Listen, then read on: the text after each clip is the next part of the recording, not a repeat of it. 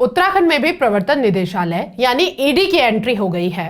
ED ने पूर्व cabinet मंत्री और कांग्रेस के नेता हरक सिंह रावत के 10 से ज्यादा ठिकानों पर छापेमारी शुरू कर दी है। उत्तराखंड के कॉर्बेट टाइगर रिजर्व में 6000 पेड़ों के अवैध कटान और इसके आसपास अवैध रूप से निर्माण के मामले में जांच चल रही है।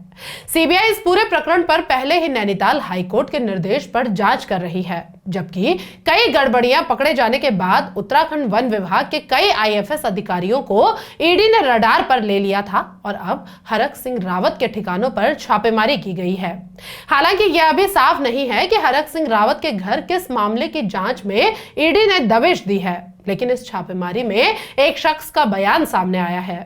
इस शख्स का दावा है कि उसे किसी अलमारी की चाबी बनाने के लिए हरक सिंह के आवास पर बुलाया गया, जिसमें कई फाइलें मौजूद थी। जिस समय ईडी ने हरक सिंह के आवास पर छापा मारा, उस समय उनकी पत्नी ही घर पर मौजूद रही। हरक सिंह की छापेमारी की खबर के बाद उत्तराखंड में तहलका मच गया। इस मामले में पूरी कांग्रेस हरक सिंह रावत के साथ एकजुट दिखाई दी। सभी कांग्रेसी विधायक उनसे मिलने उनके आवास पहुंचे। सभी ने इस कार्रवाई को बदले की कार्रवाई बताया। या फिर जो विपक्ष का नेता छोड़कर बीजेपी में चला जा रहा है, उस पर क्यों नहीं हो रही है? ये दबाव की राजनीति है। जो लोग प्रदेश की जनता की आवाज को उठाते हैं, जो प्रदेश में एकता और अखंडता को बनाए रखने का मादा रखते हैं, जो नेतृत्व पूरे देश में लोग हैं, उन्हें खत्म करने का, उन्हें डराने का, धमकाने का प्रयास है, लेकिन इससे कुछ होने वाला नहीं। अंग्रेजों की जो नीति थी कि जो हिंदुस्तान में आंदोलनकारी थे, स्वतंत्रता संग्राम सेनानी थे, जिनकी बात लोग सुनते थे, जो हिंदुस्तान की बात करते थे, जो आज़ादी की बात करते थे, तो उनका भी शोषण ऐसे ही हुआ।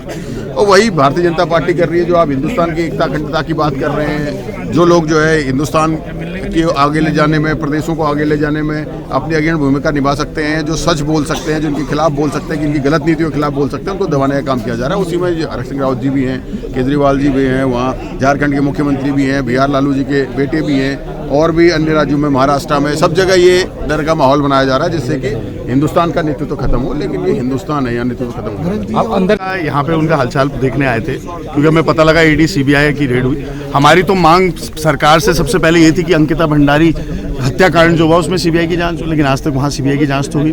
तो आज यहाँ पे देखिए, विपक्ष की आवाज़ कई राज्यों में, इंडिया गठबंधन हो, कांग्रेस पार्टी के सम्मानित हमारे लीडर्स हो, उनकी आवाज़ दबाने का कार्य हो रहा है। तो बड़ा दुर्भाग्य का काला अध्याय है, भारतीय राजनीति का अघोषित आपातकाल है।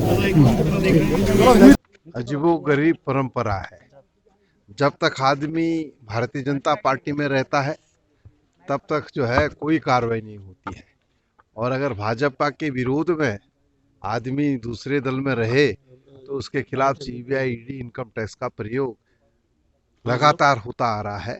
और अब तो मैं समझता हूं कि पूरे देश के अंदर यही स्थिति है।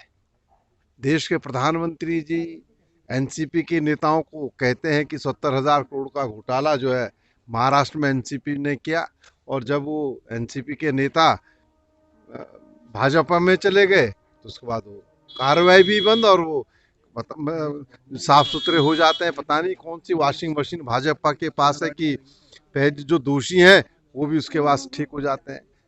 पूर्व कैबिनेट मंत्री हरक सिंह रावत के अलावा वन विभाग के वरिष्ठ आईएफएस अधिकारी सुशांत पटनायक के घर पर भी ईडी के रेड की खबर है। सुशांत पटनायक एक युवती से छेड़छाड़ के मामले में चर्चाओं में आए थे। कॉर्बेट टाइगर रिजर्व में अवैध निर्माण और पेड़ कटान के मामले में भी डीजी फॉरेस्ट की जांच में सुशांत पटनायक का नाम है। सुशांत पटनायक उत्तराखंड में ताकतवर अधिकारी के रूप में जाने जाते हैं। हालांकि अभी तक ईडी की उनके घर पर छापेमारी की कोई आधिकारिक पुष्टि नहीं हुई है। दिल्ली, उत्तराखंड, चंडीगढ़ समेत 16 जगहों पर ईडी की छापेमारी चल रही है।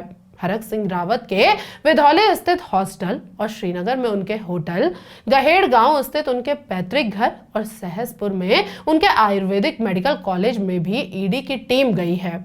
हरक सिंह के बाद ईडी ने पूर्व आईएफएस अधिकारी किशन चंद के आवास पर छापा मारा। मामले में पूर्व डीएफओ किशन चंद की संपत्ति को भी पहले अटैच किया जा चुका है। हरक सिंह रावत 2022 में विधानसभा चुनाव से ठीक पहले कांग्रेस में शामिल हो गए थे। इसके बाद से ही ऐसा लगता है कि उनकी मुश्किल बढ़ गई है। हरक सिंह रावत अभी लोकसभा चुनाव लड़ने की तैयारी में भी जुटे हुए हैं। हरिद्वार सीट से उनकी तैयारी चल रही है। फिलहाल इस वीडियो में बस इतना ही। आपके इस खबर पर क्या राय है हमें कमेंट बॉक्स में जरूर बताएं। अगर आपको हमारा ये वीडियो पसंद आए तो इसे लाइक करें, सब्सक्राइब करें और शेयर करना ना भूलें। चैनल को ज्वाइन करके आप हमें सपोर्ट भी कर सकते हैं। नमस्कार।